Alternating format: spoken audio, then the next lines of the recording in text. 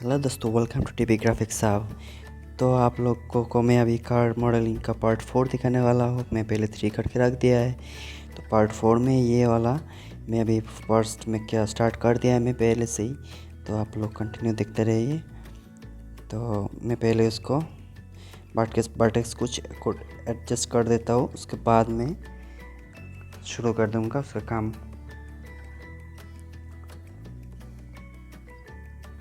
तो फर्स्ट में ये फेस को सिलेक्ट किया है, करने के बाद में उसको एक्सट्रूड कर दिया है, करके उसको स्केल किया है, टॉप से भी स्केल किया है, करके उसको एडजस्ट थोड़ा के साइड व्यू में जा गया है, उसको रोटेट किया है।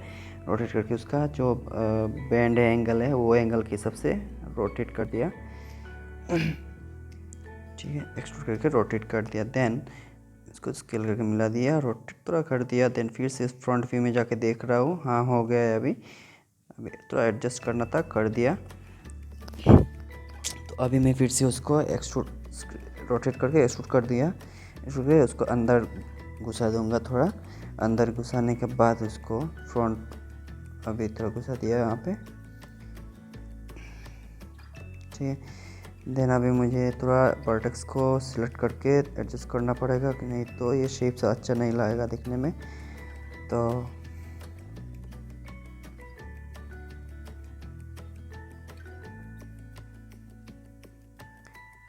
ये ग्लास का एरिया है, ग्लास का एरिया थोड़ा एडजस्ट कर देते हैं वर्टेक्स पकड़ के। एक चीज़ याद रखना, हर टाइम जब डिज़ाइनिंग करोगे कोई भी 3D में, तो इसका वर्टेक्स सिलेक्ट करके उसको शेप मिलाना पड़ता है, नहीं तो उसका ओरिजिनल शेप नहीं आता है। वो उसका कुछ प्रॉब्लम्स दिखाई देता है, सिम जो बोलता है वो हो जाता है, तो प्रॉब्लम हो जाएगा। तो इसलिए हर टाइम वर्टेक्स को पकड़ के, एज को पकड़ के, फेस को पकड़ के सिलेक्ट करके उसको एडजस्ट करना ही पड़ता है। तो करने से उसका शेप्स अच्छा लगता है। तो मैं उसका फ्रंट को मैं एक्सट्रूड करके उसको स्केल के अंदर घुसा दिया है। घुसाने के बाद ये जो फ्रंट का है उसका सामने देख रहा हूँ, देख के उसको पार्ट सेलेक्ट करके उसको एडजस्ट कर रहा हूँ। तो हर टाइम ऑर्थोग्राफी व्यू में जाके उसको एडजस्ट करके देखना पड़ेगा, कहाँ पे क्या होगा, कैसा होगा, ये सब देखना होगा, ये ज़रूरी है। तो ये दोनों फेस सिलेक्ट कर दिया मैंने। सॉरी, यहाँ पे दोनों फेस नहीं होगा, एक फेस होगा। उसको अनडू कर देता हूँ मैं, करके उसको डिसलेक्ट करता हूँ। फ्रंट का जो है ये होल वाला है उसको मैं सिलेक्ट करता हूँ। करने के बाद उसे एक्सट्रूड करके थोड़ा नीचे लेके जाता हूँ या उसके बाद में उसको ये देखो ऊपर में और एक फेस दिखा है, उसको डिलीट कर दूँगा। ठीक है, करने के बाद यहाँ पे एज लुक सेलेक्ट करूँगा, करके उसको क्वाड टूल से मैं उसको यहाँ से पे मार्च कर दिया। देन उसको दिखाता हूँ यहाँ पे क्वार्टर सेलेक्ट करके यहाँ पे शिफ्ट क्लिक करके यहाँ पे रखोगे तो ये ऐसा पिंक कलर दिखाई देगा। तो इसमें क्लिक करोगे तो ऑटोमेटिकली फिल हो जाएगा का मैश को। तो अभी ये फिल हो गया है ये साइड वाला। तो अभी मैं सिर्फ उसका जो बेस लाइन है सब बेस लाइन बना रहा हूँ। तो उसका हार्ड एज जो है वो सब बाद में बनाऊँगा। मैं पहले उसको दिखा रहा हूँ कि पूरा फुल बेस कैसे बनाता है। तो उसको बेस बनाने के लिए ऐसे एक्सट्रूड करके उसको स्केलिंग करना पड़ता है, पार्टिस पकड़ के उसको स्केल करना पड़ता है, मूव करना पड़ता है। उसके बाद एक शेप आता है, उसके बाद उसको हम लोग क्या करते हैं, बाद में एज लूप लेके उसको काटिंग निकालते हैं। जैसे कि ये टॉप में जो ये साइड देख रहे हैं आप लोग, थोड़ा अंदर घुसा रहा हूँ मैं, ये जो दिखाई दे रहा है, तो वो स्मूथ करने से क्या होगा, वो राउंड हो जाएगा ऑटोमेटिकली। तो मुझे तो राउंड नहीं चाहिए कार का, तो ये जगह तो राउंड नहीं रहता है, थोड़ा कर्व रहता है, काट रहता है। तो इसके लिए मुझे यहाँ पे और एज लूप यूज़ करना पड़ेगा। तो ये सब बाद में मैं दिखा दूँगा, मैं पहले बेस को बना देता हूँ। तो बेस को बनाने के लिए मैं पहले ऐसे कर रहा हूँ, उसको बाद में अभी एज को सिलेक्ट करके, पार्टिस को सिलेक्ट करके उसका एडजस्ट कर रहा हूँ उसका।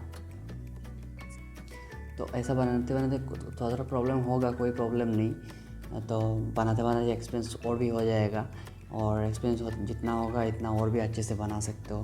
तो मैं अभी इतना टाइम लगा के क्यों बना रहा हूँ, क्योंकि एक छोटा छोटा पार्ट होता है जो, जैसे कि मैं एक एक दिखा रहा हूँ। जैसे कि मैं काम जो कर रहा हूँ वो प्रोफेशनल हिसाब से काम नहीं कर रहा हूँ। यहाँ पे मैं जो दिखा रहा हूँ वो प्रोफेशनल हिसाब से नहीं दिखा रहा हूँ। अगर मैं अगर प्रोफेशनल हो तो प्रोफेशनल जैसा अगर दिखाना चाहूँगा तो अब बिगिनर के लिए प्रॉब्लम हो जाएगा।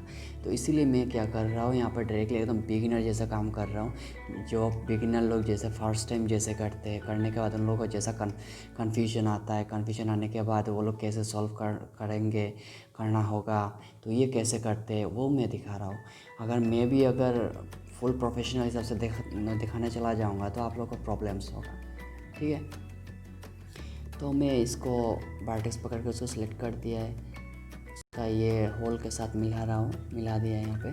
तो मैंने उसको तो खींच दिया है। हाँ, अभी सब पर्सपेक्टिव व्यू में जाके और हर साइड में देखना पड़ेगा उसको कैसा लग रहा है, कि ऐसा तो नहीं है कि एक साइड में जैसा और सब साइड में सेट दिखाई देगा, सेम नहीं दिखाई देता है। तो इसमें देखिए एज लुक कम है, तो बाद में देखिए लास्ट जो जितना भी पार्ट आएगा उसका, तो ये पार्ट एक एक पार्ट में देखना, यहाँ पे और भी एज लुक ऐड होता जाएगा कंटिन्यू। ठीक है, तो फर्स्ट मैं उसको एज लुक सेलेक्ट किया, करने के बाद उसको एक्सट्रूड कर दिया, फ्रंट में खींच दिया। खींचने के बाद उसको यहाँ से लेके मूव कर दिया, यहाँ पे वर्टेक्स सेलेक्ट करके यहाँ पे मूव कर दिया। करने के बाद इसको फ्रंट व्यू में जाके उसका ये जो साइड दिखाई दे रहा है, थोड़ा ब्लैक कलर का लाइन दिखाई दे रहा है, उसका अंदर से उसको मूव कर देते, एडजस्ट कर देते उसके हिसाब से, तो ये फ्रंट में हो जाएगा। तो साइड में जाके देखने के से ये ऐसा लगेगा कि ये बेंड हुआ ही नहीं, ये देखो लग रहा है कि हुआ ही नहीं, पर यहाँ पे हो रहा है। तो इतना ही था, तो ये एडजस्ट कर दिया। इसको भी थोड़ा सामने खींच देता हूँ। ये अभी ऐसा बार बार क्यों करना पड़ रहा है, क्योंकि यहाँ पे एज लुक कम है।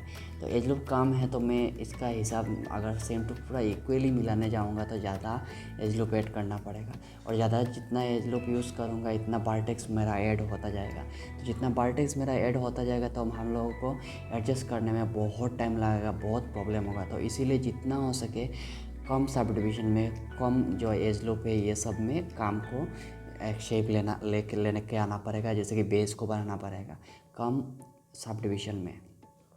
ठीक है, तो जैसे कि मैं यहाँ पे देखो सब डिवीज़न एकदम हल्का सा है, ज़्यादा नहीं है, एकदम डिस्टेंस बनाया हुआ है पूरा सब डिवीज़न का। देखो जब मैं बाद में जब सब डिवीज़न यहाँ पे यूज़ करूँगा और भी सब डिवीज़न ऐड हो जाएगा, तो ऐड होने के बाद क्या होगा, वर्टेक्स भी इंक्रीज़ होता जाएगा। एक सब डिवीज़न में, एक पॉलीगॉन में 4 साइड रहता है, 4 साइड में 4 एज लूप रहता है, 4 एज लूप में एक फेस रहता है, 4 वर्टेक्स रहता है। ठीक है, तो इसको हिसाब करके एक डिज़ाइन बनता है।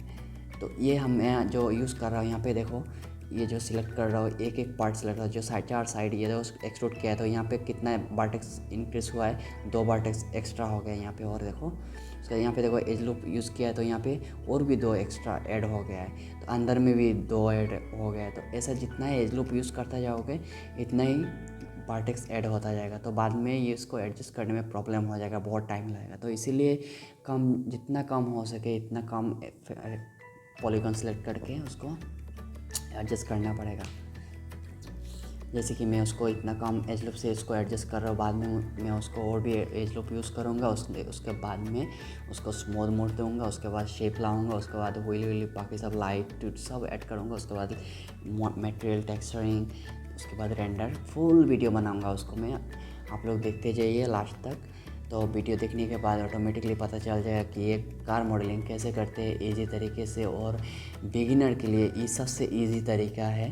अगर कोई होता है यूट्यूब पे बहुत वीडियो ऐसा भी होता है कि कार मॉडलिंग का वीडियो बना देते हैं पर समझ में कुछ नहीं आता है, कि वो लोग उन लोगों का हिसाब से करते हैं, समझ में नहीं आता। तो मैं ये इसीलिए ऐसा बना रहा हूँ क्योंकि आप लोगों को समझ में आए, इसीलिए मैं इतना टाइम लेके कर रहा हूँ इसको, इसीलिए क्योंकि आप लोगों को समझ आए, अच्छे से समझ आए, एक एक पार्ट को समझ आए क्यों ऐसा कर रहा हूँ। ये जो मैं एक एक को पार्ट सेलेक्ट कर रहा हूँ, ये क्यों कर रहा हूँ, ये समझ में आने के लिए। ये देखो ये सिलेक्ट किया है, क्यों किया है, क्योंकि वो तो अंदर था तो थोड़ा अंदर से दिखाई देगा, तो बाहर निकलने से थोड़ा फूल के आएगा, ऐसा लगेगा। ठीक है, अभी देखो ये जो सामने मैं पहले बनाया था यहाँ पे, तो ये डिलीट कर दिया क्योंकि ये मैं सामने लेके गया था, बाद में थोड़ा प्रॉब्लम हो गया था, बाद एज लूप लेने का और भी प्रॉब्लम दिखा रहा था, तो इसलिए डिलीट करके मैं फिर से उसको एज लूप सेलेक्ट करके उसको एक फ्रंट में जाके ये एज लूप सेलेक्ट किया, उसको सामने कीजिए, उसके बाद यहाँ पर ले आया, उसको स्केल कर दूँगा, उसको स्केल कर दिया, करने के बाद उसको सेंटर ग्रिड के साथ उसको स्नैप कर दिया। स्नैप करने के बाद ये देखो